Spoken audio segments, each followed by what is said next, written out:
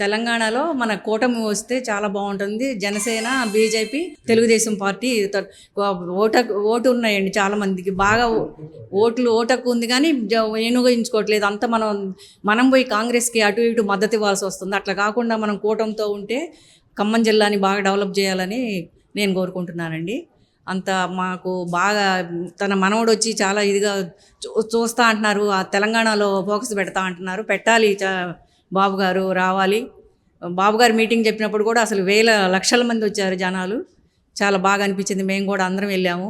రాష్ట్రం విడిపోయినప్పుడు మొత్తం అది అన్నదమ్ములు విడిపోయినట్టుగా ఇదయ్యారు. కానీ అప్పులతో వచ్చిన బాబు గారు చాలా డెవలప్ చేసి, కానీ జనం మన 4 సంవత్సరాలు ఇచ్చేసేసరికి ఇప్పుడు మొత్తం అంతా ఇదయ్యారు. మన జగన్ వచ్చినప్పుడు ఎలా ఉందో ఇప్పుడు చూడాలి జనాలు.